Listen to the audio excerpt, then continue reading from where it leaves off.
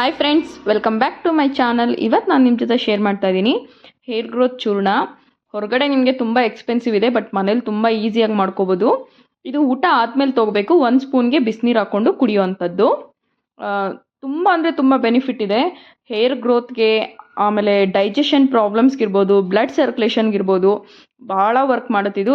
ಇದೆಲ್ಲ ಸಮಸ್ಯೆಗೂ ರಾಮಬಾಣ ಅಂತಲೇ ಹೇಳ್ಬೋದು. ಬನ್ನಿ ಹೇಗೆ ಮಾಡೋದು ಅಂತ ನೋಡೋಣ. ಇಲ್ಲಿ ನೋಡಿ, ಒಂದು ದೊಡ್ಡ ಕಟ್ಟಷ್ಟು ಕರ್ಬೇವಿನ ಸೊಪ್ಪನ್ನ ಒಣಗಿಸಿಟ್ಕೊಂಡಿದ್ದೀನಿ.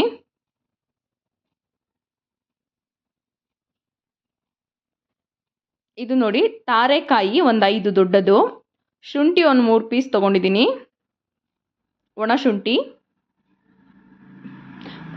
ಅರಿಶಿನ ಕೊಂಬು 2 ಪೀಸ್ ತೊಗೊಂಡಿದ್ದೀನಿ, ಬಜೆ ಒಂದು 2 ಪೀಸು,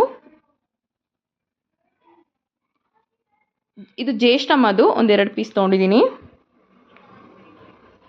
ಅಶ್ವಗಂಧ ಒಂದು 7ರಿಂದ 8, ಶತಾವರಿ ಕೂಡ ಒಂದು 1/4 ಮುಷ್ಟಿಯಷ್ಟು, 100 ಗ್ರಾಮು ಒಣಗಿರೋಂಥ ಬೆಟ್ಟದ ನಲ್ಲಿಕಾಯಿ ತೊಗೊಂಡಿದ್ದೀನಿ.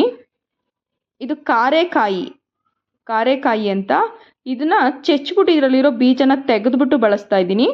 ಬೀಜ ವಿಷ ಅಂತಾರೆ, ಸೊ ನಾವು ಇದನ್ನು ಚೆಚ್ಬಿಟ್ಟು ತೊಗೋಬೇಕು.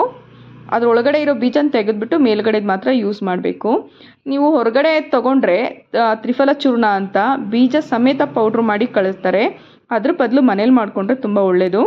ಅದ್ರ ಬೆನಿಫಿಟ್ ಸಿಕ್ಕೋದಿಲ್ಲ. ಬೀಜ ಸಮೇತ ತಿಂದಾಗ ನಮಗೆ ವಿಷ ತಿಂದಂಗೆ ಆಗುತ್ತೆ.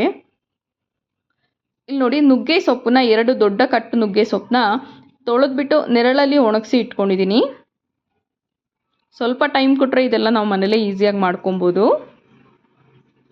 ತುಂಬ ಬೆನಿಫಿಟ್ ಇದೆ ಇದು ಮಾತ್ರ. ದಯವಿಟ್ಟು ಯೂಸ್ ಮಾಡಿ. ನಾನು ನನಗಾಗಿರ್ಬೋದು, ನನ್ನ ಮಕ್ಳಿಗಾಗಿರ್ಬೋದು, ಎಲ್ರಿಗೂ ಬಳಸ್ತೀನಿ. ಇದನ್ನು ಚೆನ್ನಾಗಿ ಕಲ್ಲಲ್ಲಿ ಕುಟ್ಬಿಟ್ಟು ಪೌಡ್ರ್ ಒಂಥರ ಚೆನ್ನಾಗಿ ಕುಟ್ಬಿಟ್ಟು ಇದನ್ನು ಮಿಕ್ಸಿಗೆ ಹಾಕಿ ಪೌಡ್ರ್ ಮಾಡ್ಕೋಬೇಕು.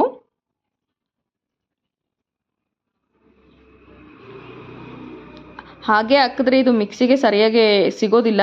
ಸೊ ಆದಷ್ಟು ಚೆನ್ನಾಗಿ ಕುಟ್ಬಿಟ್ಟು, ಒಳಕಲ್ಲಿದ್ದರೆ ಚೆನ್ನಾಗಿ ಕುಟ್ಬಿಟ್ಟು ಪೌಡ್ರ್ ಮಾಡ್ಕೊಳ್ಳಿ.